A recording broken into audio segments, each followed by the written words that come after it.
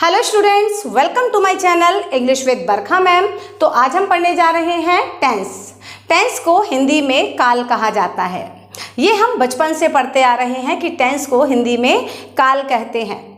Tense आपने इससे पहले भी पढ़े होंगे, लेकिन होता क्या है कि आप टेंस बार बार पढ़ते हैं लेकिन फिर भी आपके कॉन्सेप्ट क्लियर नहीं होते। उसके पीछे एक ही कारण है, वो कारण ये है कि आप टेंस के रूल्स को रटते हैं। आपको रटना बिल्कुल नहीं है, आपको कॉन्सेप्ट को समझना है। आज की वीडियो में मैं आपको टेंस इस तरह से पढ़ाऊंगी कि आप जीवन में कभी भी टेंस नहीं भूल पाएंगे।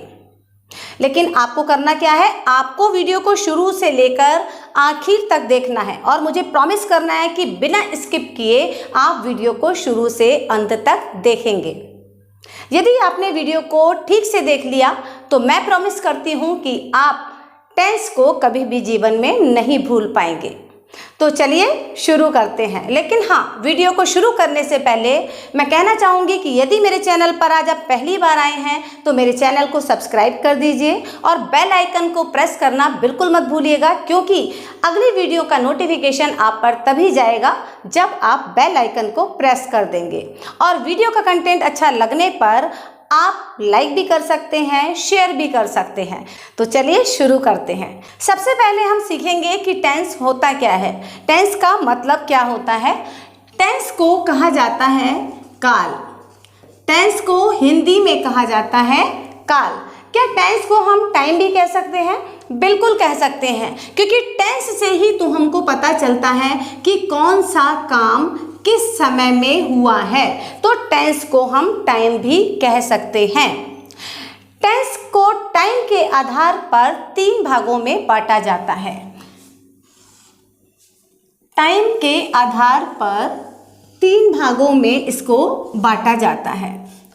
सबसे पहले है प्रेजेंट,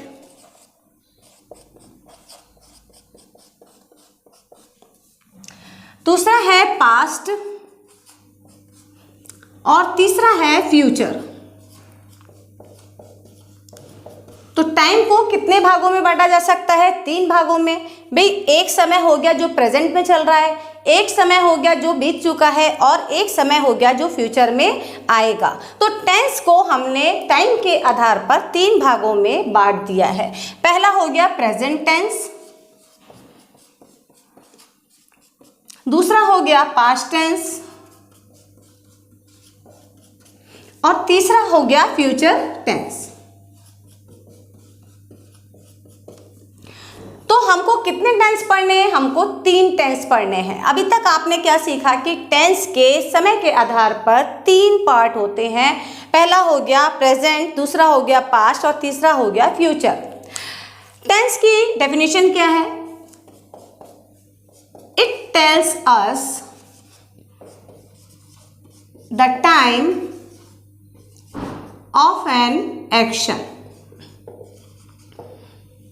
टेंस हमको क्या बताता है? टेंस हमको किसी काम का समय बताता है कि वो काम किस समय हुआ है। लेकिन ये जो डेफिनेशन है ये कंप्लीट डेफिनेशन नहीं है। टेंस हमको सिर्फ टाइम नहीं बताता है, टेंस हमको काम का स्टेट भी बताता है। सिर्फ समय बता देने से काम नहीं चलेगा। It tells us the time and state of an action. किसी काम का समय और उसकी अवस्था बताता है। अवस्था का क्या मतलब हुआ कि काम पास्ट में हुआ है, काम प्रेजेंट में हुआ है, काम फ्यूचर में हुआ है, ये तो समय पता चल गया। लेकिन काम कितना हुआ है, काम कब शुरू हुआ था, क्या खत्म हो गया है या नहीं हुआ है, काम कैसे चल रहा है, काम हो रहा है या फिर अभी अभी हुआ है। तो ये सारी अवस्थाएं हमको कौन बताएगा? जब हम इन टेंस के और भी 4 पार्ट्स को पढ़ेंगे, यानी हर टेंस के अभी 4 भाग और भी होंगे।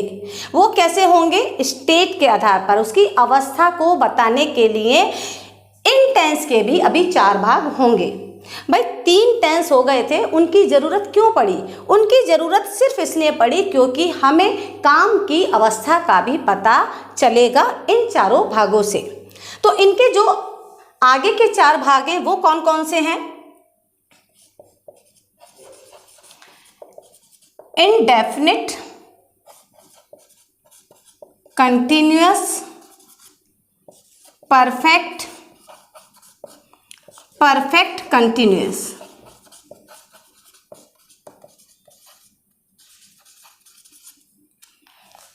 ये 4 भाग हो गए प्रेजेंट टेंस के।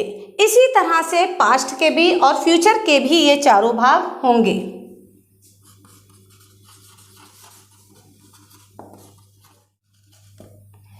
तो इस तरह से अगर देखा जाए तो 4 भाग इसके हो गए,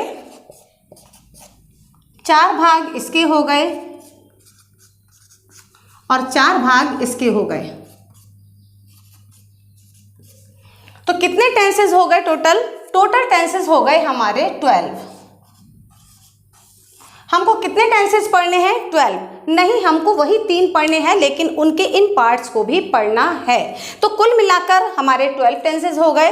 लेकिन मेनली अगर आपसे पूछा जाता है कि how many tenses are there in English grammar, तो कितने होंगे? Only 3, present, past and future. थोड़ा सा इजी कर लेते हैं चीज़ों को याद करने के लिए। देखिए अभी तक हमने क्या सीखा? अभी तक हमने सीखा कि टेंस को टाइम के आधार पर 3 भागों में बांटा गया। 3 भागों में बांटा गया, नंबर 1, नंबर 2 और नंबर 3। तो पहली चीज़ तो आप ये याद कर लीजिए कि वो 3 भाग कौन से हैं? Present tense, past tense, future tense. इसके बाद हमने सीखा कि टेंस होता क्या है। तो टेंस हमको बताता है क्या? किसी भी काम के होने का समय और उसकी अवस्था बताता है।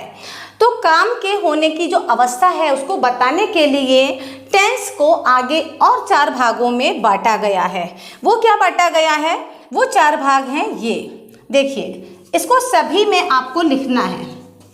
पहला है इंडेफिनिट, कंटिन्यूअस, परफेक्ट और परफेक्ट कंटिन्यूअस। तो इनको हम तीनों के साथ लगा देंगे। अब इसको और आसानी से हम याद कर सकते हैं। मान लीजिए कि ये एक फैमिली है, आप इस तरह से याद कीजिएगा, आपको हमेशा याद रहेगा। ये एक फैमिली है और टेंस इस फैमिली का हेड है, ठीक है। जैसे ग्रैंडफादर होते हैं हमारे, वो हैं। तो टेंस कौन है? हमारी फैमिली के ग्रैंडफादर हैं और उनके 3 बेटे हैं, प्रेजेंट, पास्ट, फ्यूचर। उनके बेटों का नाम है प्रेजेंट, पास्ट, फ्यूचर। उन्होंने अपने पिता का नाम अपने साथ लगाया है, present tense, past tense, future tense. इसी तरह से इन तीनों बेटों के भी 4-4 बेटे हैं और इन चारों बेटों के जो नाम हैं वो एक से हैं, लेकिन कैसे हम अलग अलग करेंगे? तो उसी तरह से इन्होंने भी अपने पिता का नाम अपने साथ लगाया है। कैसे लगाया है? Present indefinite. देखिए यहाँ लगा देंगे present indefinite tense, present continuous tense, present perfect tense, present perfect continuous tense, ठीक है ना। प्रेजेंट ने अपने बच्चों का जो नाम दिया है वो दिया है present indefinite tense, present continuous tense, present perfect tense, present perfect continuous tense. उसी तरह से इन चारों के नाम के आगे भी उनके पिता का नाम हम लगा देंगे। उसी तरह से फ्यूचर के जो बच्चे हैं ये 4, इनके साथ भी इनके पिता का नाम हम लगा देंगे। तो इस तरह से आपको याद रखने हैं कि टेंस किसे कहते हैं, टेंस के कितने प्रकार होते हैं और टेंस के जो प्रकार होते हैं उनके भी जो 4-4 प्रकार होते हैं वो क्या होते हैं। आप इसका स्क्रीनशॉट ले लीजिए, जिससे आपको नोट्स बनाने में आसानी हो जाएगी और याद रखने में भी आसानी हो जाएगी। तो हमने अभी तक क्या सीखा कि टेंस हमको किसी भी काम का होने का, किसी काम के होने का समय और उसकी अवस्था बताता है। समय के आधार पर 3 पार्ट हैं, present tense, past tense, future tense. Present tense को हिंदी में क्या कहते हैं? वर्तमान काल। वर्तमान काल, देखिए हिंदी भी पता होनी चाहिए। पास्ट टेंस को हिंदी में कहते हैं भूतकाल और फ्यूचर टेंस को हिंदी में कहते हैं भविष्यकाल।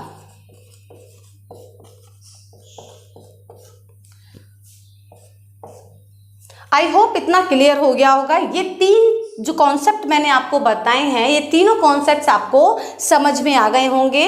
टेंस की डेफिनेशन भी समझ में आ गई होगी। तो अब हम इन टेंसेस को सीखेंगे वन बाई वन। तो सबसे पहले जो हम सीखेंगे वो सीखेंगे इंडेफिनिट, यानी इन तीनों बच्चों को हम सबसे पहले पढ़ेंगे। Present indefinite tense, past indefinite tense और फ्यूचर इंडेफिनिट टेंस।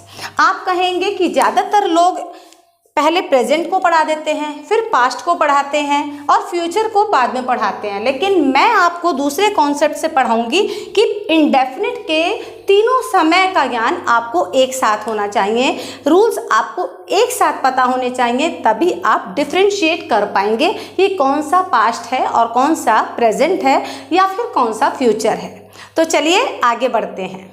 सबसे पहले हम पढ़ेंगे present indefinite tense, past indefinite tense और फ्यूचर इंडेफिनिट टेंस। लेकिन इनको पढ़ने से पहले हम सीखेंगे कि एक सेंटेंस का स्ट्रक्चर क्या होता है, सेंटेंस का स्ट्रक्चर बनता कैसे है, क्योंकि यदि आपने सेंटेंस का स्ट्रक्चर बनाना सीख लिया तो आप टेंस भी बहुत आसानी से सीख लेंगे। तो सेंटेंस के स्ट्रक्चर को सीखने के लिए यहाँ हम एक सेंटेंस लिख लेते हैं, राम राइट्स अ लेटर।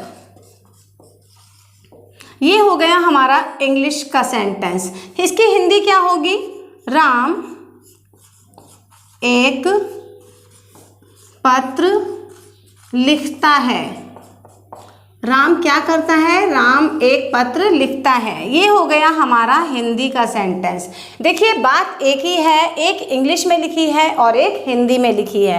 अब हम बात करते हैं इन दोनों सेंटेंसेस के सेंटेंस स्ट्रक्चर की, क्योंकि इंग्लिश का सेंटेंस स्ट्रक्चर अलग होगा और हिंदी का सेंटेंस स्ट्रक्चर अलग होगा, जबकि बात एक ही है। तो इस सेंटेंस को पढ़कर इतनी बात तो समझ में आ रही है कि इस सेंटेंस में कोई काम हो रहा है और वो काम किसी के द्वारा हो रहा है। इस सेंटेंस में जो काम कर रहा है वो है राम। तो जो भी सेंटेंस में काम करता है उसको उस सेंटेंस का सब्जेक्ट कहा जाता है।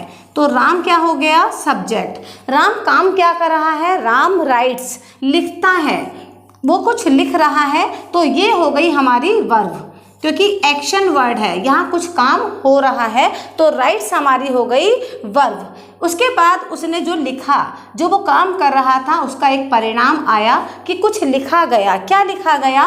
एक लेटर लिखा गया। जो भी लिखा गया है, जो काम किया गया है, उसको उस सेंटेंस का ऑब्जेक्ट कहते हैं। तो लेटर हमारा क्या हो गया? ऑब्जेक्ट। तो इंग्लिश का जो सेंटेंस स्ट्रक्चर बनकर आया है वो क्या बनकर आया है? सब्जेक्ट प्लस वर्ब, वर्ब के बाद object, subject plus verb plus object, यानी SVO, सब्जेक्ट वर्ब ऑब्जेक्ट। आपको ये याद कर लेना है, SVO सेंटेंस स्ट्रक्चर है इंग्लिश का, तो आपको अच्छे से याद रखना है।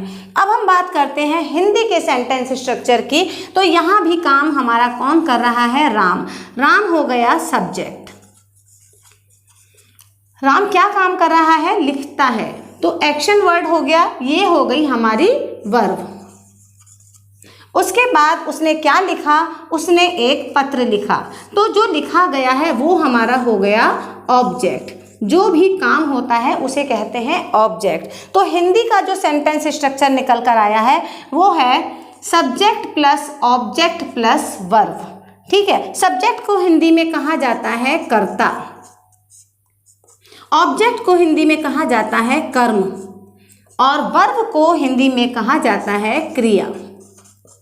तो हमारा जो सेंटेंस स्ट्रक्चर निकल कर आया है हिंदी में वो है subject plus object plus verb, यानी SOV। तो इन दोनों में क्या डिफरेंस है कि इंग्लिश के सेंटेंस स्ट्रक्चर में सब्जेक्ट के बाद वर्ब आती है तुरंत, और हिंदी के सेंटेंस स्ट्रक्चर में सब्जेक्ट के तुरंत बाद ऑब्जेक्ट आता है। आपको याद रखना है, क्योंकि यदि आप ट्रांसलेशन करेंगे तो आपको इंग्लिश का स्ट्रक्चर पता होना चाहिए कि आपको सबसे पहले क्या यूज़ करना है, सब्जेक्ट, और सब्जेक्ट के बाद वर्ब और वर्ब के बाद ऑब्जेक्ट। सारे रूल्स फॉलो करते हुए यदि आप सेंटेंस स्ट्रक्चर जानते हैं तो बहुत ही आसानी से आप ट्रांसलेशन कर लेंगे और टेंस को सीख पाएंगे। तो हम सेंटेंस स्ट्रक्चर कैसे बनाएंगे इंग्लिश का? सबसे पहले जो भी सेंटेंस हम हिंदी का इंग्लिश में ट्रांसलेशन उसकी कर रहे हैं तो सबसे पहले हम उसका सब्जेक्ट लेंगे, उसके बाद उसकी वर्ब लेंगे और वर्ब के बाद हम ऑब्जेक्ट लेंगे। ये हमारा इंग्लिश का सेंटेंस बन जाएगा। तो आपको इसको ध्यान रखना है क्योंकि आप ट्रांसलेशन करते हैं हिंदी से इंग्लिश में, तो इसको बहुत ज़रूर से आप ध्यान रखें। और हिंदी का जो आपका सेंटेंस स्ट्रक्चर है वो है SOV, यानी सब्जेक्ट, ऑब्जेक्ट और वर्ब। इसमें ऑब्जेक्ट पहले आता है और वर्ब सबसे लास्ट में आती है। आई होप आपको ये क्लियर हो गया होगा कि सेंटेंस स्ट्रक्चर क्या होता है, इसको कैसे बनाया जाता है। तो चलिए आगे बढ़ते हैं। तो अब बात करते हैं प्रेजेंट इंडेफिनिट टेंस की। प्रेजेंट इंडेफिनिट टेंस का प्रयोग हम कहाँ करते हैं? प्रेजेंट इंडेफिनिट टेंस का प्रयोग हम अपनी आदतों को बताने के लिए करते हैं, अपना रूटीन बताने के लिए करते हैं, या फिर अपना शेड्यूल बताने के लिए करते हैं। प्रेजेंट इंडेफिनिट टेंस का प्रयोग हम कहाँ कहाँ करते हैं ये आपको पता चल गया। देखिए इसमें एक वर्ड आता है इंडेफिनिट। इंडेफिनिट का मतलब होता है अनिश्चित, यानी इस तरह के जितने भी वाक्य होंगे उसमें काम के पूरा होने या ना होने का पता नहीं चलेगा। जैसे वह बाजार जाता है, वह बाजार जाता है, अब ये नहीं पता चल रहा है कि वो बाजार जा चुका है या फिर नहीं जा चुका है। तो इस तरह के जो भी वाक्य होंगे जहाँ इंडेफिनिट लिखा होगा, इसके जो भी सेंटेंसेस होंगे वहाँ काम के पूरा होने या ना होने का पता नहीं चलेगा, चाहे वो प्रेजेंट इंडेफिनिट हो, पास्ट इंडेफिनिट हो या फिर फ्यूचर इंडेफिनिट हो। इसमें आपको ये नहीं पता चलेगा कि काम पूरा हुआ है या फिर नहीं हुआ है। अभी हम बात कर रहे हैं प्रेजेंट इंडेफिनिट टेंस की। अगर हम पहचान की बात करें कि हिंदी के सेंटेंसेस को हम कैसे पहचानेंगे, तो जिन वाक्यों के अंत में ता है, ती है, ते हैं, तो हैं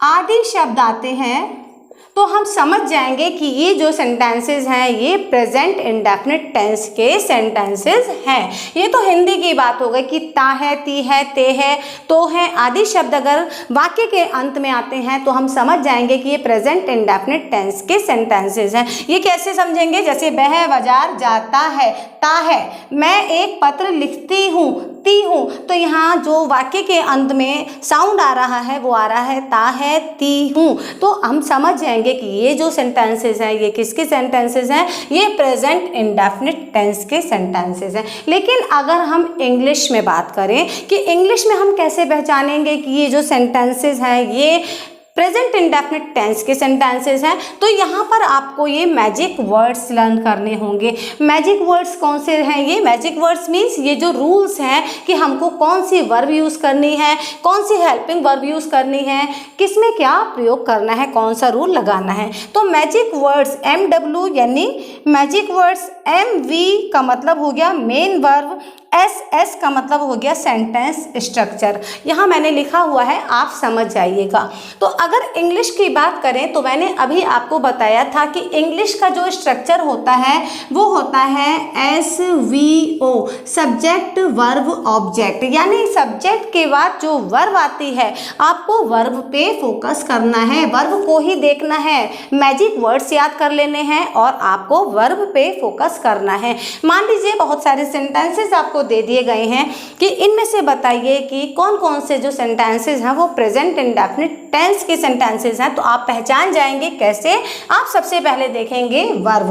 वर्ब मेन वर्ब की फर्स्ट फॉर्म होगी या उसमें S या ES लगा होगा। जी हाँ, मेन वर्ब की फर्स्ट फॉर्म और S या ES उसमें यदि लगा है तो आप समझ जाइएगा कि ये प्रेजेंट इंडेफिनिट टेंस के सेंटेंसेस हैं। दूसरी बात, अगर आपको कहीं भी डू या डज नज़र आ जाता है, किसी भी सेंटेंस में आपको डू या डज नज़र आ जाता है, आप एकदम से उसके आगे लिख दीजिएगा प्रेजेंट इंडेफिनिट टेंस। यदि आपको उसमें से प्रेजेंट इंडेफिनिट टेंस के सेंटेंस को ढूंढना है तो आपको क्या पहचानना है? मेन वर्ब की फर्स्ट फॉर्म में S या ES लगा होगा या फिर वो अकेले मेन वर्ब की फर्स्ट फॉर्म आई होगी। दूसरी बात, डू डज या मेन वर्ब की फर्स्ट फॉर्म लगी होगी, यानी डू डज को देखना है और आंखें बंद करके पहचान लेना है कि ये प्रेजेंट इंडेफिनिट टेंस का सेंटेंस है। अब हम यहाँ यहाँ पर किस तरह के सेंटेंसेस की बात करेंगे, यहाँ पर हम 4 तरह के सेंटेंसेस की बात करेंगे। देखिए आपने समझ लिया है कि हिंदी में हम कैसे पहचानेंगे और इंग्लिश में हम कैसे पहचानेंगे प्रेजेंट इंडेफिनिट टेंस को। अभी हम बात सिर्फ और सिर्फ प्रेजेंट इंडेफिनिट टेंस की कर रहे हैं, अभी हम पास्ट या फ्यूचर की बात नहीं कर रहे हैं, अभी हम सिर्फ और सिर्फ प्रेजेंट इंडेफिनिट की बात कर रहे हैं। तो आपको सिर्फ इसी के रूल्स को ध्यान रखना है और अपना आगे का वीडियो देखना है। तो अब यहाँ पर हम 4 तरह के सेंटेंसेस की बात करेंगे। पहले एक वीडियो मैंने अपलोड किया हुआ है जिसमें मैंने काइंड्स ऑफ सेंटेंसेस पढ़ाए हैं, उसको आप पढ़ लीजिएगा। यहाँ पर हम 4 तरह के सेंटेंसेस की बात करेंगे। सबसे पहला है एफर्मेटिव, दूसरा है नेगेटिव, और तीसरा है इंट्रोगेटिव, और चौथा है इंट्रोगेटिव नेगेटिव। तो हम इनको पढ़ेंगे। एफर्मेटिव का मतलब होता है एकदम सिंपल सेंटेंस, एफर्मेटिव और सिंपल सेंटेंस। एफर्मेटिव सेंटेंस का स्ट्रक्चर क्या होगा, आप इंग्लिश के स्ट्रक्चर को देख लीजिए, SBO, सब्जेक्ट, वर्ब और ऑब्जेक्ट। तो सबसे पहले हमने सब्जेक्ट लिया है, फिर हमने वर्ब ली है, लेकिन हमारा जो मैजिक वर्ड है वो बता रहा है कि मेन वर्ब की फर्स्ट फॉर्म लगेगी, मेन वर्ब की ये फर्स्ट फॉर्म लग गई है और यहाँ पर S और ES लगाया जाएगा। ये वर्ब कौन सी है हमारी, ये वर्ब हमारी मेन वर्ब है, ये आपको याद रखना है और इसमें हमने S या ES लगा दिया है। उसके बाद ऑब्जेक्ट, ये आपका स्ट्रक्चर हो गया, ये स्ट्रक्चर आपको याद कर लेना है। इसको अगर आपने स्ट्रक्चर को याद कर लिया तो इसके द्वारा आप ये जो सेंटेंसेस इसका ट्रांसलेशन बहुत ही आसानी से कर लेंगे। यानी सबसे पहले आपको बाजार जाता है को यदि ट्रांसलेट करना है तो सबसे पहले आपको सब्जेक्ट उठाना है, और सब्जेक्ट कौन होता है, जो वाक्य में काम करता है। काम कौन कर रहा है, वह कर रहा है। तो हम सेंटेंस जब बनाएंगे, इसका इंग्लिश में ट्रांसलेशन करेंगे तो क्या बनाएंगे, ही वह जाता है। जाता है का जो स्पेलिंग होती है वो क्या होती है, जाता है की इंग्लिश होती है गो। अब ये देखना है कि इसमें S या ES लगेगा या नहीं लगेगा। अब हम ये कैसे सीखेंगे, तो इसके लिए आपको ये 2 रूल याद रखने हैं। ही, शी, इट और सिंगुलर सब्जेक्ट के साथ वर्ब की फर्स्ट फॉर्म में S या ES लगता है, ठीक है। सेकंड है I, we, you, they, और प्लूरल सब्जेक्ट के साथ वर्ब की फर्स्ट फॉर्म में S या ES नहीं लगता है। ये 2 बातें आपको याद करनी है। इनको आपको याद कर लेना है कि किसके साथ S या ES लगेगा और किसके साथ S या ES नहीं लगेगा। तो वह कौन है, सिंगुलर है और ही के साथ S या ES लगेगा। तो he goes to the market, कहाँ जाता है, मार्केट जाता है। He goes to the market. दूसरा सेंटेंस है मैं एक पत्र लिखती हूँ, तो कौन लिखता है, मैं। आई, लिखने की इंग्लिश क्या होगी, राइट। अब इसमें S या ES लगेगा या नहीं लगेगा, आप रूल देख लीजिए, आई के साथ नहीं लगेगा। आई राइट अ लेटर। ये हमारे एग्जाम्पल्स हो गए एफर्मेटिव सेंटेंसेस के। क्या पढ़ रहे हैं हम, प्रेजेंट इंडेफिनिट टेंस के सिंपल सेंटेंसेस पढ़ रहे हैं। सेकंड है नेगेटिव सेंटेंसेस। देखिए स्ट्रक्चर में कोई चेंज नहीं हुआ है, आपको जो मैजिक वर्ड 2 लर्न करने थे, पहला सिंपल में यूज़ होगा और उसका जो बाद का है इन तीनों में वही यूज़ होना है। तो डू, डज और मेन वर्ब की फर्स्ट फॉर्म। तो देखिए यहाँ जो स्ट्रक्चर बनाया है, सब्जेक्ट डू डज यानी डू लगेगा या डज लगेगा और उसके साथ नॉट लग जाएगा। उसके बाद वर्ब की फर्स्ट फॉर्म और ऑब्जेक्ट। ये वर्ब की कौन सी फॉर्म है, मेन वर्ब की फर्स्ट फॉर्म है। मेन वर्ब अलग होती है और हेल्पिंग वर्ब अलग होती है। ये आपकी हेल्पिंग वर्ब है, ये नॉट को सपोर्ट कर रही है और मेन वर्ब से पहले लगती है। अब हम सेंटेंस को बनाते हैं, इसको इंग्लिश में, वह बाजार नहीं जाता है। यहाँ आपने सिंपल बनाया था और यहाँ पर आपको बनाना है नेगेटिव में। तो ही डू या डज में से क्या आएगा, अब ये भी हमको सीखना होगा। तो जिस तरह से हमने सीखा ही शी इट सिंगुलर सब्जेक्ट के साथ वर्ब की फर्स्ट फॉर्म में एस या यस लगता है, तो इसमें अगर देखें कि डू डज किसके साथ लगता है, तो ही शी इट सिंगुलर सब्जेक्ट के साथ डज लगता है। क्या लगता है? डज। लेकिन वर्ब की फर्स्ट फॉर्म आएगी, इसमें एस या यस नहीं लगेगा। ठीक है, तो ही does not, he does not गो। अब यहाँ हमने गोस का यूज़ किया था, लेकिन यहाँ पर गो लगेगा। He does not go to the market. ठीक है, सेकंड सेंटेंस है मैं एक पत्र नहीं लिखती हूँ, तो आई के साथ क्या लगेगा? आई के साथ लगेगा डू, डू और वर्ब की फर्स्ट फॉर्म। ठीक है, क्योंकि यहाँ देखिए एस आई एस नहीं लग रहा था, डू में भी एस आई एस नहीं होता है, तो आई वी यू दे और प्लूरल सब्जेक्ट के साथ डू का प्रयोग करते हैं और वर्ब की फर्स्ट फॉर्म लगाते हैं। मैं एक पत्र नहीं लिखती हूँ, I do not write a letter. I hope इतना क्लियर हो गया होगा आपको। नेक्स्ट है इंटेरोगेटिव सेंटेंसेस। इंटेरोगेटिव सेंटेंसेस क्या होते हैं? वो सेंटेंसेस होते हैं जिसमें क्वेश्चन पूछा जाता है, प्रश्न पूछा जाता है। पहला सेंटेंस है आपका, क्या वह बाजार जाता है। इससे पहले आप स्ट्रक्चर को देख लीजिए। इसके स्ट्रक्चर में क्या होता है कि हम हेल्पिंग वर्ब को सबसे पहले लगाते हैं, और हमारी हेल्पिंग वर्ब क्या है? डू और डज। उसके बाद आता है सब्जेक्ट, उसके बाद वर्ब की फर्स्ट फॉर्म और ऑब्जेक्ट। ये बात हो गई हमारे स्ट्रक्चर की। और अगर हम WH फैमिली की बात करें, WH फैमिली का मतलब क्या हो गया? देखिए हिंदी के वाक्य में यदि क्वेश्चन वर्ड सबसे पहले आ रहा है तो हम हेल्पिंग वर्ब को सबसे पहले लगाएंगे, लेकिन यदि सेंटेंस में जो हमारा क्वेश्चन वर्ड है वो बीच में आ रहा है तो हमको WH फैमिली का प्रयोग सबसे पहले करना पड़ेगा। यदि प्रश्नवाचक वाक्य यानी क्वेश्चन वर्ड सेंटेंस के बीच में आएगा तो हमको इसकी जो स्पेलिंग है, इसकी जो इंग्लिश है, उसको सबसे पहले लगाना होगा और बाकी स्ट्रक्चर यही फॉलो हो जाएगा। यानी WH word plus do does plus subject plus verb की फर्स्ट फॉर्म, ऑब्जेक्ट और क्वेश्चन मार्क।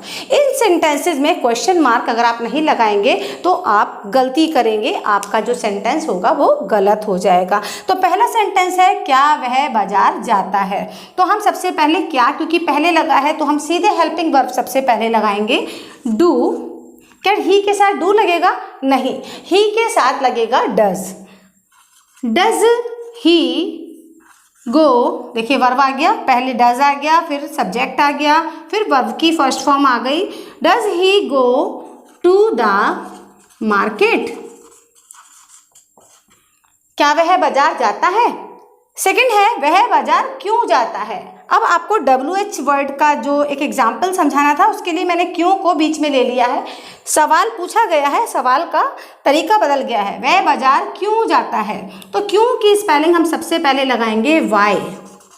देखिए WH वर्ड पहले आ गया, अब वाई के बाद डू या डज आएगा, तो हमारे यहाँ पर ही के साथ क्या आएगा? Does.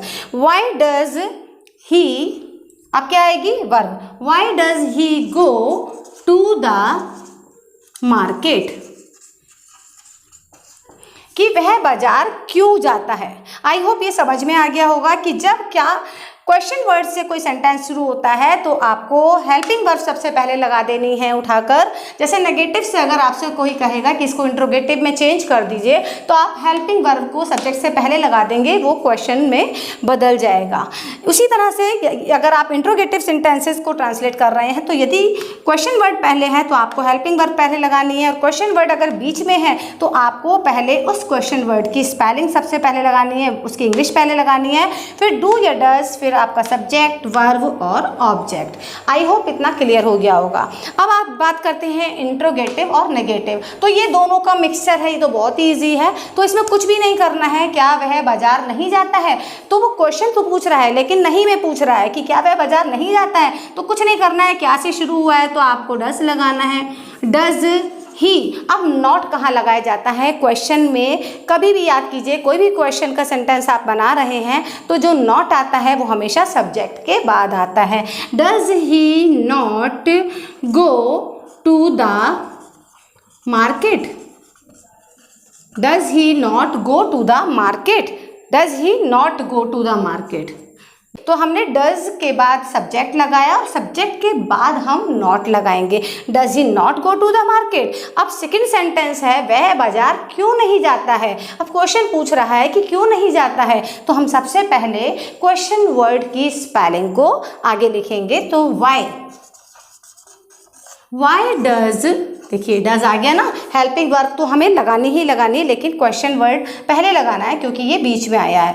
Y does he go to the market. तो यहां हमने नॉट नहीं लगाया है, कहां लगेगा नॉट, सब्जेक्ट के तुरंत बाद। Why does he not, why does he not, he not, why does he not go to the market, वह बाजार क्यों नहीं जाता है। आई होप आपको प्रेजेंट इंडेफिनिट टेंस अच्छे से समझ में आ गया होगा। अगर हम हिंदी में पहचानने की बात करें तो जिन वाक्यों के अंत में ता है, ती है, ते है, तो है आदि शब्द आते हैं, आप समझ जाइएगा कि वो जो वाक्य हैं वो प्रेजेंट इंडेफिनिट टेंस के वाक्य हैं। और अगर इंग्लिश की बात करें तो आपको सिर्फ ये मैजिक वर्ड्स याद कर लेने हैं कि सेंटेंसेज में यदि आपको वर्ब की फर्स्ट फॉर्म या उसमें एस नजर आ रहा है तो आप समझ जाइए प्रेजेंट इंडेफिनिट टेंस के सेंटेंसेस हैं। और यदि आपको डू डज नजर आता है, कहीं भी डू डज नजर आ जाता है, तो आपको समझ जाना है कि सब्जेक्ट के बाद यदि डू डज है तो वो प्रेजेंट इंडेफिनिट टेंस का सेंटेंस है। आई होप आपको सभी चीज़ें समझ में आ गई होंगी कि 4 तरह के हमने यहाँ सेंटेंसेस पढ़े हैं, एफर्मेटिव, नेगेटिव, इंट्रोगेटिव और इंट्रोगेटिव नेगेटिव सेंटेंसेस। ये जितने भी मैंने आपको यहाँ पर स्ट्रक्चर बताए हैं इनको आप ज़रूर और ज़रूर याद कर लीजिएगा, बनाना सीख लीजिएगा। ये स्ट्रक्चर बहुत ही ज़्यादा इम्पॉर्टेंट है, इन्हें आपको बनाना सीखना है, ठीक है। ये बहुत ही इम्पॉर्टेंट है। अगर एक बार आपने स्ट्रक्चर बनाने सीख लिए तो आप कभी भी टेंस में फेल नहीं हो सकते, बल्कि आप हमेशा इन चीज़ों को याद रखेंगे। मैंने आपसे कहा था कि मैं इस तरह से पढ़ाऊंगी, कोशिश करूंगी कि आप कभी भी इन चीज़ों को ना भूलें। तो सेंटेंस स्ट्रक्चर हमने कैसे बनाया था, सबसे पहले जो स्ट्रक्चर सीखा था सिंपल वही स्ट्रक्चर उठाना है, SVO। तो ये SVO ही तो है, सब्जेक्ट मेन वर्ब, उसमें SEIS लगा दिया, ऑब्जेक्ट लगा दिया। सेकंड में क्या किया, सब्जेक्ट लिया है लेकिन हमको नेगेटिव में हेल्पिंग वर्ब की जरूरत पड़ती है, नॉट कभी भी अकेले नहीं लगता है। तो डू या डज की हमें यहाँ जरूरत पड़ी, तो डू डज के साथ नॉट लगेगा और मेन वर्ब की फर्स्ट फॉर्म और ऑब्जेक्ट, यानी सब्जेक्ट वर्ब ऑब्जेक्ट तो है ही लेकिन नॉट के लिए हमको डू डज की जरूरत पड़ी थी। इंट्रोगेटिव में क्या करते हैं कि हम अपने हेल्पिंग वर्ब को सबसे पहले कर लेते हैं और उसके बाद सब्जेक्ट, फिर वर्ब की फर्स्ट फॉर्म और ऑब्जेक्ट। देखिए सब्जेक्ट वर्ब की फर्स्ट फॉर्म और ऑब्जेक्ट तो वैसे का वैसे ही है, बस डू डज को हमने सबसे पहले लगा दिया है। और अगर क्वेश्चन वर्ड बीच में है तो WH वर्ड लगाने के बाद आपकी हेल्पिंग वर्ब, सब्जेक्ट, वर्ब की फर्स्ट फॉर्म और ऑब्जेक्ट आ जाएगा। इसी तरह से अगर नेगेटिव की बात करें तो नेगेटिव में आपको डू डज सब्जेक्ट और उसके बाद यहाँ पर आपको नॉट लगाना है, नॉट प्लस वर्ब की first form plus object question mark. इसी तरह से यहाँ भी सब्जेक्ट के बाद नॉट आएगा, नॉट के बाद वर्ब की फर्स्ट फॉर्म आएगी और ऑब्जेक्ट आएगा। ये थोड़ा सा गलत हो गया था, अभी ठीक कर दिया है। Do does subject plus not plus verb की फर्स्ट फॉर्म ऑब्जेक्ट। उसी तरह से WH वर्ड पहले आ गया क्योंकि सेंटेंस में यदि क्वेश्चन वर्ड बीच में आ रहा है तो आपको WH वर्ड यूज़ करना है। फिर डू डज प्लस सब्जेक्ट, फिर नॉट, वर्ब की फर्स्ट फॉर्म और ऑब्जेक्ट। इंट्रोगेटिव में डू डज प्लस सब्जेक्ट के बाद ही नॉट आता है, ये आपको याद रखना है और क्वेश्चन मार्क लगाना बिल्कुल भी मत भूलिएगा। तो चलिए देखते हैं पास्ट इंडेफिनिट टेंस। अब हम पढ़ेंगे पास्ट इंडेफिनिट टेंस। अभी तक हमने प्रेजेंट इंडेफिनिट टेंस को पढ़ा। प्रेजेंट इंडेफिनिट टेंस के सेंटेंसेस में उन कामों का जिक्र होता है जिन कामों को हम प्रेजेंट टाइम में करते हैं, यानी वर्तमान समय में करते हैं। लेकिन पास्ट इंडेफिनिट टेंस में उन कामों का जिक्र होता है जिन कामों को हमने पास्ट में कर दिया होता है, यानी बीते हुए समय में किए गए कामों को बताने के लिए हम पास्ट इंडेफिनिट टेंस का प्रयोग करते हैं। पास्ट इंडेफिनिट टेंस हमारे लिए बहुत ही ज़्यादा इंपॉर्टेंट है क्योंकि स्पोकन लैंग्वेज में भी इसका ज़्यादातर प्रयोग किया जाता है। जैसे मैंने कहा, मैंने अपना काम कर लिया, मैंने खाना खा लिया, मैं बाजार गई, मैं बाजार से कपड़े लाई। इस तरह की बोलचाल की जो भाषा होती है इसमें हम पास्ट इंडेफिनिट टेंस का ही प्रयोग करते हैं, इसलिए आप ध्यान से इसको पढ़िएगा। तो चलिए शुरू करते हैं और देखते हैं कि हिंदी के जो वाक्य होते हैं पास्ट इंडेफिनिट टेंस के, उसकी पहचान क्या होती है। तो जिन वाक्यों के अंत में ता था, ती थी, ते थे, आ, ई, ए, ये आदि शब्द आते हैं, उन्हें हम कहते हैं पास्ट इंडेफिनिट टेंस। यानी जिन वाक्यों के अंत में आपको ता था, ती थी, ते थे, आ, ई, ए, ये का साउंड आता है, तो आप समझ जाइएगा कि ये जो हिंदी के वाक्य हैं ये सभी पास्ट इंडेफिनिट टेंस के ही सेंटेंसेस हैं। लेकिन हिंदी में तो हमें समझ में आ गया, अब इंग्लिश में हम कैसे जानेंगे कि कौन सा सेंटेंस पास्ट इंडेफिनिट टेंस का है। तो उसके लिए आपको कुछ नहीं करना है, खाली दो मैजिक वर्ड याद रखने हैं। एक तो याद रखना है मेन वर्ब की सेकंड फॉर्म, यानी जिस सेंटेंस में सब्जेक्ट के बाद मेन वर्ब की सेकंड फॉर्म लगी हुई है, वर्ब की सेकंड फॉर्म देखते ही आप समझ जाइए कि ये पास्ट इंडेफिनिट टेंस का सेंटेंस है। दूसरा, आपको सेंटेंस में कहीं भी डिड नजर आ जाता है, डिड नॉट या डिड कहीं भी नजर आ जाता है, तो आप समझ जाइएगा कि ये जो सेंटेंस है ये पास्ट इंडेफिनिट टेंस का ही सेंटेंस है। तो ये हो गई इंग्लिश की बात। ट्रांसलेशन में आपको हिंदी की पहचान देखनी है और उसके बाद आपको इन दोनों मैजिक वर्ड्स का यूज करके अपनी ट्रांसलेशन कर लेनी है। और जो इंग्लिश मीडियम के बच्चे हैं उनको अगर पहचानना है तो सिर्फ सेकंड फॉर्म को देखना है और पहचान लेना है कि ये जो सेंटेंस है ये पास्ट इंडेफिनिट टेंस का सेंटेंस है, या फिर दूसरा डिड देखना है। पूरे टेंसेज में आपको सिर्फ दो टेंस ऐसे हैं, प्रेजेंट इंडेफिनिट टेंस और पास्ट इंडेफिनिट टेंस, जिसमें आपको दो दो मैजिक वर्ड याद करने हैं। जैसे कि इसमें आपने दो मैजिक वर्ड्स याद किए और अभी हम जो पढ़ रहे हैं वो पढ़ रहे हैं पास्ट इंडेफिनिट टेंस, इसमें भी दो मैजिक वर्ड हैं। एफर्मेटिव यानी साधारण जो सेंटेंसेज होंगे, सिंपल सेंटेंसेज में आपको सेकेंड फॉर्म याद रखनी है, और नेगेटिव इंट्रोगेटिव में आपको डिड का ध्यान रखना है कि जहाँ डिड लगा होगा आप समझ जाइएगा कि पास्ट इंडेफिनिट टेंस का सेंटेंस है, और उसके साथ वर्ब की फर्स्ट फॉर्म हो जाएगी। सिंपल में सेकंड फॉर्म और जब डिड के साथ आएगा तो फर्स्ट फॉर्म। देखिए, सबसे पहले हम देखते हैं एफर्मेटिव सेंटेंसेस। एफर्मेटिव सेंटेंसेस यानी सिंपल सेंटेंसेस, इनको सिंपल सेंटेंसेस भी कहते हैं। सिंपल सेंटेंस का हमने स्ट्रक्चर क्या बनाया है, हम सभी जानते हैं इंग्लिश का सेंटेंस स्ट्रक्चर क्या होता है, S plus V plus O, subject के बाद वर्ब, वर्ब के बाद ऑब्जेक्ट, और ऑब्जेक्ट के बाद बाकी जो भी आपके सेंटेंस में और भी बातें होती हैं और भी वर्ड्स होते हैं वो आप लगा देंगे, लेकिन जो मेन हमारा जो स्ट्रक्चर है वो SVO है। तो सबसे पहले हम सेंटेंस है हमारा, वह वहाँ जाना चाहता था। ये पास्ट की बात है कि वह वहां जाना चाहता था। तो सबसे पहले हम सेंटेंस में कौन हमारा सब्जेक्ट है उसकी इंग्लिश बनाएंगे, यानी वह की इंग्लिश हमारी होती है ही। बॉय के लिए ही होती है, गर्ल के लिए शी होती है ही। उसके बाद वर्ब की सेकंड फॉर्म। अब वर्ब कौन सी होती है मैं आपको बता चुकी हूँ, जो एक्शन वर्ड है वही वर्ब है। चाहता था, उसकी कुछ चाहत थी, चाहने की जो इंग्लिश होगी वो आ जाएगी, सेकंड फॉर्म आएगी। तो चाहने की होती है वांट, WANT, और सेकंड फॉर्म हो जाएगी ED। ही वांटेड, क्या करना था, क्या चाहता था, जाना चाहता था। ही वांटेड टू गो, कहाँ, वहाँ, there. He wanted to go there. तो ये आपकी ट्रांसलेशन हो गई। अगर इंग्लिश के जो बच्चे हैं, इंग्लिश मीडियम के बच्चे हैं, वो इसको आराम से पहचान जाएंगे क्योंकि यहाँ सेकंड फॉर्म वर्ब की लगी हुई है। नेक्स्ट सेंटेंस है राधा ने गाना गाया। अब राधा ने गाना गाया, राधा ने कुछ काम किया, यानी राधा हो गई सब्जेक्ट। तो सबसे पहले हम ले लेंगे सब्जेक्ट राधा, सब्जेक्ट के बाद वर्ब आ जाएगी गाया, गाने की, सिंग होती है, सेकंड फॉर्म होती है सेंग। राधा सेंग अ सॉन्ग, राधा ने गाना गाया। तो आपको क्लियर हो गया कि जैसे हमने स्ट्रक्चर बनाया, सब्जेक्ट, वर्ब की सेकंड फॉर्म, ऑब्जेक्ट। तो सब्जेक्ट आ गया, वर्ब की सेकंड फॉर्म आ गई और उसके बाद उसकी ऑब्जेक्ट आ गई। उसके बाद राधा ने गाना गाया, राधा आ गई, उसके बाद गाने की आ गई, वर्ब, सब्जेक्ट, वर्ब, ऑब्जेक्ट। तो ये हो गए हमारे सिंपल सेंटेंसेस। तो सिंपल सेंटेंसेस या अफर्मेटिव सेंटेंसेस में हमको सिर्फ और सिर्फ सेकंड फॉर्म का ही ध्यान रखना है कि वर्ब जो है हमारी सेकंड फॉर्म की आएगी और तुरंत सब्जेक्ट के बाद आएगी।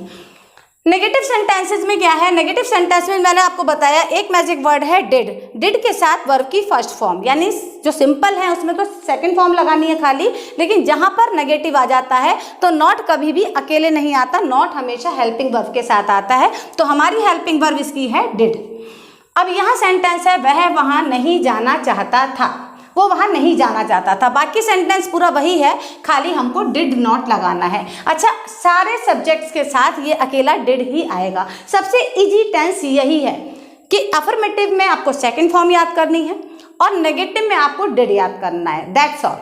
तो वह वहां नहीं जाना चाहता, सब्जेक्ट हो गया हमारा ही, डिड नॉट, नहीं के लिए आ गया डिड नॉट। अब यहाँ था वांटेड, सेकंड फॉर्म लगाई थी लेकिन यहाँ डिड लगा दिया है, इसलिए यहाँ पर आ जाएगा want. He did not want to go there, वह वहां नहीं जाना चाहता था। सेकंड है राधा ने गाना नहीं गाया। अब राधा यहाँ गाना गाया था तो Radha sang a song, second form आ गई थी। अब राधा ने गाना नहीं गाया तो राधा डिड नॉट, देखिए राधा के बाद डिड नॉट आ गया, डिड तो हर एक के साथ ही लग रहा है क्योंकि एक ही हेल्पिंग वर्ब है। तो पास्ट इंडेफिनिट टेंस का जो हेल्पिंग वर्ब है वो डिड है और वो सभी सब्जेक्ट के साथ यही लगेगी। राधा डिड नॉट सिंग, अब फर्स्ट फॉर्म आ जाएगी, सिंग आ सॉन्ग, राधा ने गाना नहीं गाया। ये सिंपल हो गए एफर्मेटिव सेंटेंसेस, ये नेगेटिव सेंटेंसेस हो गए। आई होप ये क्लियर हो गए होंगे। अब बारी आती है इंट्रोगेटिव सेंटेंसेस की, यानी प्रश्नवाचक वाक्यों की, जिसमें हम प्रश्न पूछते हैं। पहला सेंटेंस है क्या वह वहां जाना चाहता था।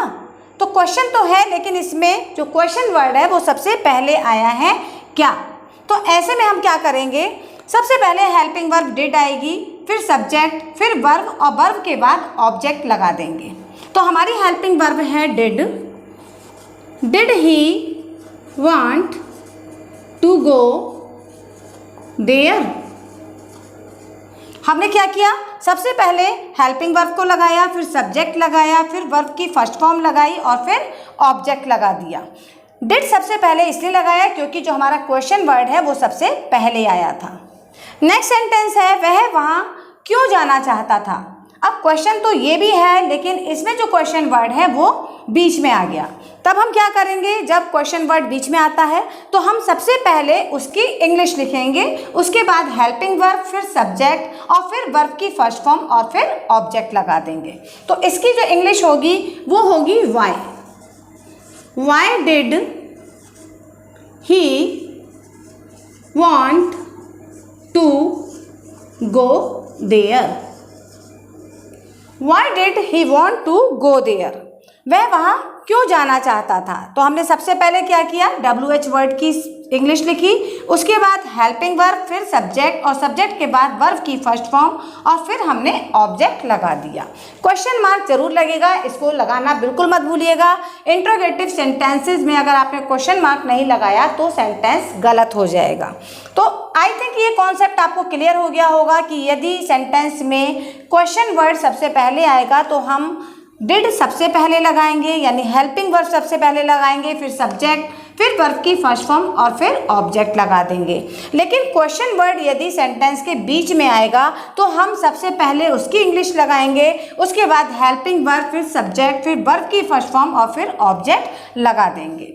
नेक्स्ट है इंट्रोगेटिव नेगेटिव सेंटेंसेस, यानी क्वेश्चन तो पूछा जाएगा लेकिन इसमें नहीं वर्ड भी आएगा, यानी क्वेश्चन है लेकिन किसमें है, नेगेटिव में है। क्या राधा ने गाना नहीं गाया। क्वेश्चन पूछा गया है लेकिन नहीं में पूछा गया है, तो क्या, क्योंकि सबसे पहले है तो हम सबसे पहले हेल्पिंग वर्ब लगाएंगे। डिड राधा, देखिए जब सेंटेंस में नहीं लगा होता है और इंट्रोगेटिव आप बना रहे हैं तो उसमें सब्जेक्ट के बाद तुरंत आपको नॉट लगाना होता है।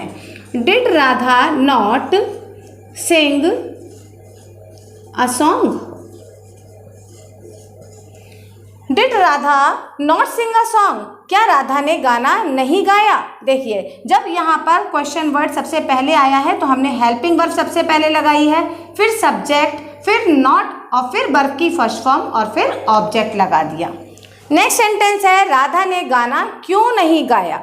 अब क्वेश्चन तो पूछा जा रहा है लेकिन क्यों जो है क्वेश्चन वर्ड है और वो बीच में आया है। ठीक है, तो हम सबसे पहले उसी की इंग्लिश लिखेंगे। जैसा कि अभी मैंने आपको बताया, वाई डिड राधा, राधा के बाद क्या आएगा? नॉट, क्योंकि यहाँ पर नहीं लगा है। Why did Radha not sing a song, why did Radha not sing a song, Radha ने गाना क्यों नहीं गाया। ठीक है, तो क्यों वर्ड क्योंकि बीच में आया था तो हमने सबसे पहले उसकी इंग्लिश लगाई, फिर हेल्पिंग वर्ब लगाया, फिर सब्जेक्ट, सब्जेक्ट के बाद नॉट और नॉट के बाद वर्ब की फर्स्ट फॉर्म और फिर हमने ऑब्जेक्ट लगा दिया। आई होप इतना क्लियर हो गया होगा आपको कि एफर्मेटिव सेंटेंसेस में हम क्या करते हैं, सिंपल एक वर्ब की सेकंड फॉर्म का यूज़ करते हैं और पास्ट इंडेफिनिट के नेगेटिव में हम क्या करते हैं, हेल्पिंग वर्ब डिड लगाते हैं और डिड के साथ नॉट लगा देते हैं, लेकिन यहाँ पर वर्ब की फर्स्ट फॉर्म आती है। इंट्रोगेटिव में आपकी हेल्पिंग वर्ब है, डिड और वर्ब की फर्स्ट फॉर्म है। बस सेंटेंस स्ट्रक्चर में आपको ध्यान रखना है कि क्या यदि सबसे पहले आया है तो आपको हेल्पिंग वर्ब से शुरू करना है, और यदि आपका जो इंट्रोगेटिव वर्ड है या क्वेश्चन वर्ड है वो बीच में आया है तो आपको सबसे पहले उसकी इंग्लिश लगानी है और उसके बाद यही स्ट्रक्चर फॉलो कर लेना है। इंट्रोगेटिव नेगेटिव सेंटेंसेज में भी यही रूल फॉलो हो रहे हैं, लेकिन इसमें प्लस आपको करना क्या है कि सब्जेक्ट के तुरंत बाद नॉट लगा देना है। आई होप आपको पास्ट इंडेफिनिट टेंस समझ में आ गए होंगे। इसमें आपको सबसे ज़्यादा जो चीज़ याद रखनी है वो ये याद रखनी है कि सेंटेंस के स्ट्रक्चर्स कैसे फॉर्म किए गए हैं, आपको ये बनाने सीखने हैं। यदि आपने ये बनाने सीख लिए तो यकीन मानिएगा आप टेंस कभी भी नहीं भूलेंगे, आप खुद अच्छे से उसको पढ़ पाएंगे, खुद भी पढ़ पाएंगे और दूसरों को भी बता पाएंगे। तो ये सभी आपके सेंटेंस स्ट्रक्चर्स हैं, इनको ध्यान रखिएगा। ये जो एसएस लिखा हुआ है ये इसका मतलब है सेंटेंस स्ट्रक्चर। ठीक है, इसका मतलब है सेंटेंस स्ट्रक्चर। यहाँ मैंने लिखा हुआ है MWS means magic words, MV means main verb, SS means sentence structure. तो आपको पास्ट इंडेफिनिट टेंस में जो मेनली जो याद रखना है वो ये है, जो इसके मैजिक वर्ड्स हैं कि सिंपल सेंटेंसेस में आपको वर्ब की सेकंड फॉर्म लगानी है और नेगेटिव इंट्रोगेटिव या इंट्रोगेटिव नेगेटिव सेंटेंसेस में आपको जो हेल्पिंग वर्ब लगानी है वो लगानी है डिड और वर्ब की मेन वर्ब की फर्स्ट फॉर्म, ना कि सेकंड फॉर्म। सेकंड फॉर्म सिर्फ आपके अफर्मेटिव में लगेगी, जहां आप डिड लगा देंगे वहां पर आपको मेन वर्ब की फर्स्ट फॉर्म लगानी होगी। इंग्लिश मीडियम के जो स्टूडेंट्स हैं उनको सिर्फ ये याद रखना है कि पास्ट इंडेफिनिट टेंस के जो सेंटेंसेज होते हैं उसमें सब्जेक्ट के बाद, जो सिंपल सेंटेंसेज होते हैं उसमें सब्जेक्ट के बाद मेन वर्ब की सेकेंड फॉर्म होती है। तो आप समझ जाइए कि वो जो सेंटेंसेज हैं वो सभी पास्ट इंडेफिनिट टेंस के सेंटेंसेज हैं, या फिर डिड आपको नजर आ जाता है तो आप समझ जाइएगा कि ये पास्ट इंडेफिनिट टेंस के सेंटेंसेज हैं। अच्छा, इसमें जो हेल्पिंग वर्ब है वो एक ही है और ये सभी सब्जेक्ट के साथ लगती है, विद ऑल सब्जेक्ट्स, सभी सब्जेक्ट्स के साथ यही एक हेल्पिंग वर्ब लगती है। जैसे इसमें आपको नहीं ढूंढना कि किसके साथ क्या लगेगा, जैसे प्रेजेंट में डू और डज था तो आपको देखना पड़ता था डू किसके साथ लग रहा है, डज किसके साथ लग रहा है। इसमें आपको सभी सब्जेक्ट्स के साथ डिड ही लगाना है, ये आप याद रखिएगा। तो चलिए आगे बढ़ते हैं और देखते हैं फ्यूचर इंडेफिनिट टेंस। अब हम पढ़ रहे हैं future indefinite tense. Future indefinite tense के सेंटेंसेज में उन कामों का जिक्र होता है जो काम हम आने वाले कल में करेंगे, यानी भविष्य में करेंगे। आने वाले कल में करने वाले कामों को बताने के लिए हम फ्यूचर इंडेफिनिट टेंस का प्रयोग करते हैं। तो चलिए देख लेते हैं कि हिंदी के वाक्यों में इसकी क्या पहचान होती है। जिन वाक्यों के अंत में गा, गी, गे आदि शब्द नजर आते हैं तो आप समझ जाइएगा कि वे सभी वाक्य फ्यूचर इंडेफिनिट टेंस के ही वाक्य हैं। जैसे मैं कल आगरा जाऊंगा, इस वाक्य के अंत में क्या है, गा। मैं आपको इंग्लिश पढ़ाऊंगी, तो वाक्य के अंत में क्या आया, गी। तो जहां भी आपको गा गी गे नजर आता है वाक्य के अंत में, तो आप समझ जाइएगा कि वे सभी वाक्य फ्यूचर इंडेफिनिट टेंस के वाक्य हैं। ये तो बात हो गई हिंदी की। अब इंग्लिश में हम कैसे पहचानेंगे कि बहुत सारे सेंटेंसेस हैं और आपको पहचानना है इसमें फ्यूचर इंडेफिनिट कौन सा है। तो बहुत ही सिंपल है, आपको याद रखना है कि फ्यूचर इंडेफिनिट टेंस में विल या शैल आता है। क्या याद रखना है कि फ्यूचर इंडेफिनिट टेंस के सेंटेंसेस में या तो विल मिलेगा या फिर शैल मिलेगा, आपको यही याद रखना है। फ्यूचर इंडेफिनिट टेंस में जो मैजिक वर्ड है वो एक ही है, विल और शैल के साथ मेन वर्ब की फर्स्ट फॉर्म। या तो सेंटेंस में विल मिलेगा या फिर शैल मिलेगा और उसके साथ आपको मेन वर्ब की फर्स्ट फॉर्म लगानी होगी। अब आप कहेंगे कि विल किसके साथ लगाएं और शैल किसके साथ लगाएं। याद रखिए कि आई और वी के साथ शैल लगता है। क्या लगता है? आई और वी के साथ शैल लगता है और बाकी जितने भी आपके सब्जेक्ट बचते हैं, ऑल रेस्ट सब्जेक्ट्स, जितने भी आपके सब्जेक्ट्स बचते हैं उनके साथ आपको क्या लगाना है? विल लगाना है। आप कहेंगे कि आपने कई बार ये देखा है कि आई के साथ विल लगा है और बाकी सब्जेक्ट्स यानी ही, शी, इट के साथ शैल लगा है, जबकि आप बता रहे हो कि आई के साथ शैल लगेगा और आपने देखा है आई के साथ विल लगा हुआ है, और आपने कहा कि ही के साथ विल लगेगा और आपने देखा है कि ही के साथ शैल भी लगता है। तो ऐसा क्यों होता है?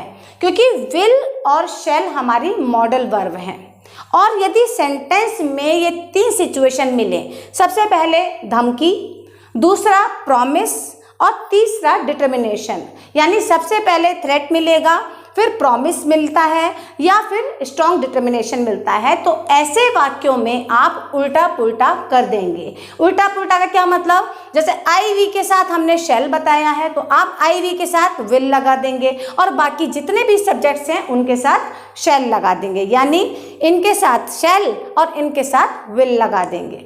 तो अभी आपको क्या याद रखना है कि आई और वी के साथ शैल लगाना है और ऑल रेस्ट सब्जेक्ट्स यानी बाकी जितने भी सब्जेक्ट्स हैं, he, she, it, they, singular, plural, सभी के साथ आपको विल लगानी है।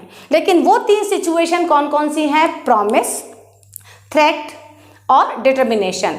जहां ऐसा कोई जिक्र होता है तो वहां पर आपको इसका उल्टा पुल्टा कर देना है।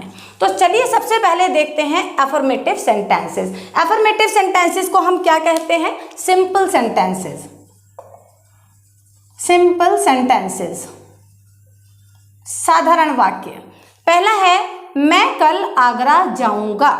तो हमने इसका सेंटेंस स्ट्रक्चर क्या बना रखा है? देखिए हमारा जो सेंटेंस स्ट्रक्चर इंग्लिश का होता है वो होता है S plus V plus O, यही होता है ना।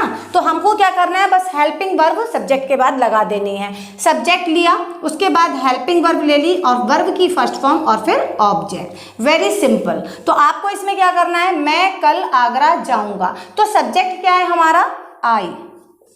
आई। अब क्या है कि हमको हेल्पिंग वर्ब लेनी है। आई के साथ हम क्या लगाएंगे? शैल लगाएंगे। आई शैल क्या करूंगा? जाऊंगा। I shall go to Agra tomorrow. I shall go to Agra tomorrow. कहाँ जाएगा वो? आगरा जाएगा। मैं कल आगरा जाऊंगा। सेकंड है वह पत्र लिखेगा। अब यहां सब्जेक्ट कौन है? वह। ही के साथ हम क्या लगाएंगे? Will.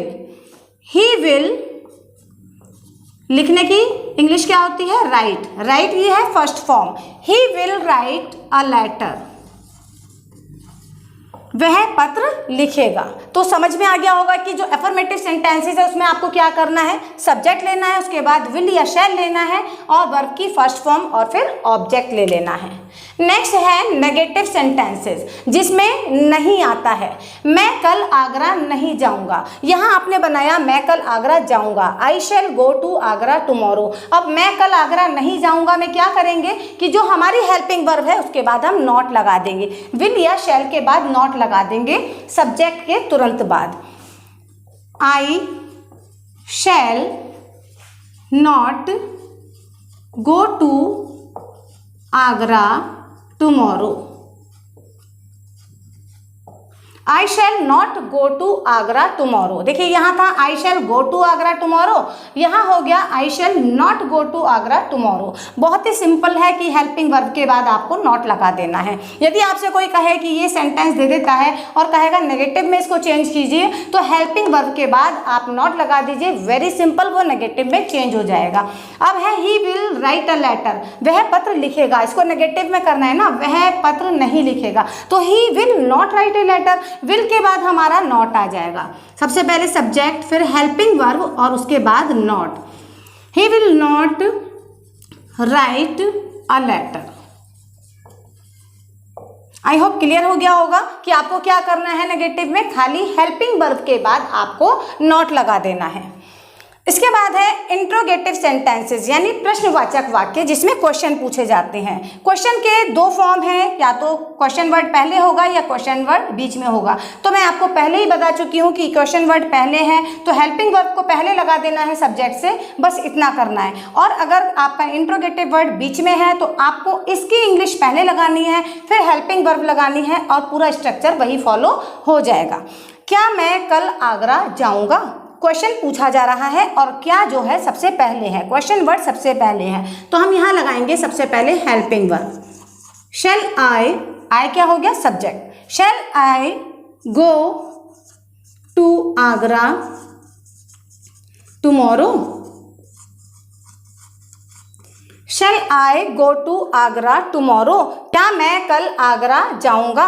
Shell I go to Agra tomorrow, तो ये क्या हो गया कि क्योंकि क्या सबसे पहले था इसलिए हमने हेल्पिंग वर्ब को सबसे पहले लिया, फिर सब्जेक्ट, फिर वर्ब की फर्स्ट फॉर्म और फिर ऑब्जेक्ट लगा दिया। नेक्स्ट है मैं आगरा कब जाऊंगा, तो ये भी क्वेश्चन है लेकिन इसमें क्वेश्चन वर्ड बीच में आ गया है। तो सबसे पहले हम इसकी इंग्लिश लगाएंगे व्हेन शैल आई। देखिए पहले हमने इसकी इंग्लिश लगाई, उसके बाद हेल्पिंग वर्ब लगाई शैल और फिर सब्जेक्ट लगाया। When shall I go to Agra, मैं आगरा कब जाऊंगा, तो when shall I go to Agra. तो हमने सबसे व्हेन पहले क्यों लगाया है, क्योंकि यहाँ पर जो हमारा इंट्रोगेटिव वर्ड है वो बीच में आया है, इसलिए हमने व्हेन पहले लगाया है। उसके बाद हेल्पिंग वर्ब और फिर सब्जेक्ट, फिर हमारी मेन वर्ब की फर्स्ट फॉर्म और फिर ऑब्जेक्ट आ गया। आई होप ये भी क्लियर हो गया होगा। इसके बाद आता है इंट्रोगेटिव नेगेटिव सेंटेंसेस। ये मैं आपको सिखा रही हूँ, हालांकि बहुत ही ईजी है। इसी में आपको सब्जेक्ट के बाद नॉट लगा देना है। जैसे लिखा है क्या वह पत्र नहीं लिखेगा, क्या वह पत्र नहीं लिखेगा, यानी क्वेश्चन भी है और नहीं शब्द भी आया है। क्वेश्चन किस में है, नेगेटिव में है। तो सबसे पहले हम क्या लगाएंगे यहाँ पर, सबसे पहले हम लगाएंगे हेल्पिंग वर्ब। विल ही, देखिए ही के साथ विल आएगा। विल ही नॉट, क्योंकि नेगेटिव है तो सब्जेक्ट के तुरंत बाद क्या आ जाएगा, नॉट आ जाएगा। Will he not write a letter, will he not write a letter, क्या वह पत्र नहीं लिखेगा। तो क्या किया हमने, तुरंत सब्जेक्ट के बाद नॉट लगा दिया। सबसे पहले हेल्पिंग वर्ब, फिर सब्जेक्ट, सब्जेक्ट के बाद नॉट, नॉट के बाद वर्ब की फर्स्ट फॉर्म और फिर ऑब्जेक्ट, जैसा कि हमारा स्ट्रक्चर में भी लिखा हुआ है।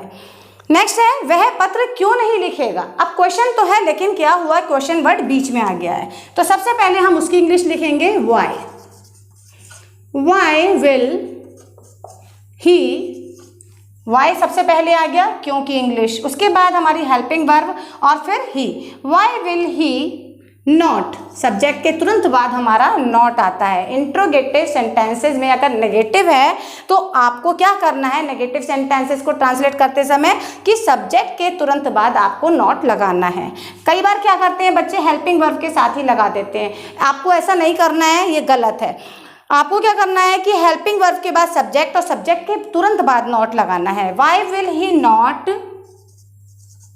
Right a letter, why will he not write a letter, कि वह पत्र क्यों नहीं लिखेगा। आई होप क्लियर हो गया होगा कि क्या सबसे पहले था, इसलिए हेल्पिंग वर्ब को सबसे पहले लगाया। और जब हमारा क्वेश्चन बीच में था तो हमने पहले उस क्वेश्चन वर्ड की इंग्लिश को पहले लगाया, उसके बाद हमने हेल्पिंग वर्ब, फिर सब्जेक्ट और फिर नॉट, वर्ब की फर्स्ट फॉर्म और फिर ऑब्जेक्ट लगा दिया। आई थिंक आपको क्लियर हो गया होगा। फ्यूचर इंडेफिनिट टेंस के बारे में भी बहुत ही सिंपल है कि आपको इसमें विल और शैल का ध्यान रखना है। स्ट्रक्चर्स को फिर मैं आपको मार्क कर दे रही हूँ, आप इन्हें ज़रूर नोट कर लीजिए, बनाना सीखिए, मैं बार बार इसी बात को कह रही हूँ। ये सभी जो स्ट्रक्चर्स अगर आपने फॉर्म करने सीख लिए तो यकीन मानिए कि आपने टेंस सीख लिए। ये सभी आपके क्या हैं, सेंटेंस स्ट्रक्चर्स हैं, इनको आप नोट कर लीजिएगा और इसका स्क्रीनशॉट भी ले लीजिए जिससे आपको नोट्स बनाने में आसानी हो। एसएस का मतलब बता चुकी हूँ, सेंटेंस स्ट्रक्चर्स, ठीक है, इससे कोई मतलब नहीं है। तो आई होप आपको फ्यूचर इंडेफिनिट टेंस भी अच्छे से आ गया होगा, क्योंकि इसका जो मैजिक वर्ड है वो एक ही है, विल और शैल। आपको सिर्फ याद रखना है विल और शैल, आपको कहीं भी नजर आ जाता है तो बस समझ जाइएगा कि फ्यूचर इंडेफिनिट टेंस है। विल और शैल के साथ आपको मेन वर्ब की फर्स्ट फॉर्म लगानी है, बस इतनी सी बात आपको याद रखनी है। बाकी नेगेटिव में कुछ नहीं करना होता है, नॉट लगाना होता है हेल्पिंग वर्ब के साथ। इंट्रोगेटिव में अगर क्या पहले है तो शैल पहले लगा देना है, यानी हेल्पिंग वर्ब विल या शैल में से पहले लगा देनी है। और क्वेश्चन वर्ड अगर बीच में है तो क्वेश्चन वर्ड की इंग्लिश और फिर आपको हेल्पिंग वर्ब के साथ उसको यूज करना है। देखिए बहुत ही सिंपल है, आपको बस ध्यान से पढ़ना है। अब हम पढ़ेंगे प्रेजेंट कंटिन्यूअस टेंस।